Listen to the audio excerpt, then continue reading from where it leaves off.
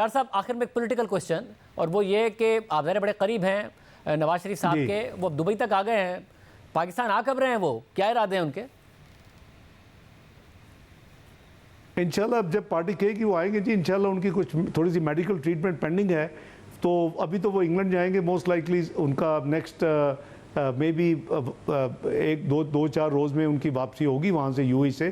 तो पॉसिबिलिटी है कि सऊदी अरेबिया पहले शायद हो जाए उम्रे के लिए और उसके बाद इंग्लैंड जाएं। लेकिन इंग्लैंड जाएंगे, उनकी जो छोटी सी ट्रीटमेंट है, लेकिन जब पार्टी उनको कहेगी आई एम श्योर के वो फिर वापस आएंगे। क्या इस चीज़ पर डिपेंडेंट है कि उनके जो केसेस का फ्यूचर है? खबरें ये हैं कि वो ये चीज़ें वो तय करना चाहते हैं कि किस तरीके से उनके मामलात आगे बढ़ेंगे, किस तरीके से उनके बेल के मामलात आगे बढ़ेंगे, और वो 14 अगस्त को आने का इरादा रखते हैं। देखिए 14 अगस्त तो मैं गारंटी नहीं कर सकता। बेल के जो मामला थे वो तो बड़े सीधे हैं, वो तो पॉलिटिकल एक विक्टिमाइजेशन के तौर के ऊपर पंजाब हुकूमत ने उसको एक्सटेंड करना था। मेडिकल रिपोर्ट्स उनको सारी प्रोवाइड कर दी गई थी जो ग्लोबल थी, क्रेडिबल थी, उन्होंने इसके बावजूद उसको नहीं किया। इट्स टेक्निकल फॉर्मेलिटी वो होगी।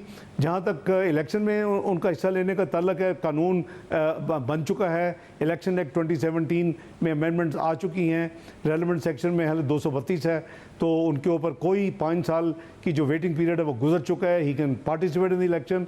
जहाँ तक उनका जो केस है मेन, वो उसमें अगर एक उसमें जो एक्यूज़ था जो कि मरीम नवाज साहिबा थी, नवाज शरीफ साहिबा, तो वो क्लियर हो चुकी हैं। तो ये तो वही केस है। तो वन वुड एक्सपेक्ट कि वो आके उस केस में फैसला है इनका जो उन्होंने बंद किया था कि जब वो आएँ एप्लीकेशन दे तो दोबारा उसकी हेयरिंग शुरू होगी इस्लामाबाद हाई कोर्ट में। तो अगर मरीम नवाज साहिबा उसमें उसको क्लीन चिट मिली है तो ये भी क्लीन चिट मिल गई। ये तो मैं समझता हूँ कि शायद इस सदी का नॉर्मली मुद्दतें लग जाती हैं, दिहाइयाँ लग जाती हैं, एक उम्र का एक हिस्सा गुजर जाता है जब चीज़ें रिवील होती हैं कि असल पीछे क्या मुहर्रकात थे, क्या साजिशें थी, क्या एक एक चीज़ अल्लाह ताला ने सामने ला दी है। वो जैसे अरशद मलिक हो या आपके जीबी के वो चीफ जज हो। आपकी बातों से ये लग रहा है कि नवाज शरीफ साहब वापस आएंगे, इलेक्शन में हिस्सा लेंगे, तो दोबारा वज़ीर आज़म बनने के लिए ही हिस्सा ले रहे होंगे। इंशाल्लाह इंशाल्लाह हमारी तो ये ख्वाहिश है। एंड आई एम श्योर वो he will honour our wish list, क्योंकि he is the leader, he is the statesman. मियां शहबाज शरीफ साहब, हम सब उनके साथ काम करेंगे। वो उनकी ख्वाहिश तो ज़ाहिर है कि हमें तो उन्होंने बताया, लेकिन ये हम सब की यही ख्वाहिश है कि ना सिर्फ वापस आए इंशाल्लाह, वो इलेक्शन में हिस्सा लें, पार्टी को लीड करें, क्योंकि he is one and only statesman left according to our thinking and analysis.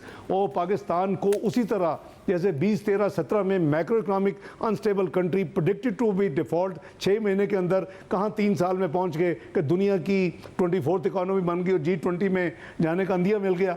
तो शाहजेब साहब वो lowest inflation, lowest interest rate, best stock market, stock highest foreign exchange reserve जो आज तक दोबारा नहीं बने। तो लीडर के स्टेटमैन की ज़रूरत है पाकिस्तान को। वंस ही लीड्स तो आई am sure the team will work. Team मौजूद है, वो जिसको चुनेंगे वो काम करेंगे उनके साथ।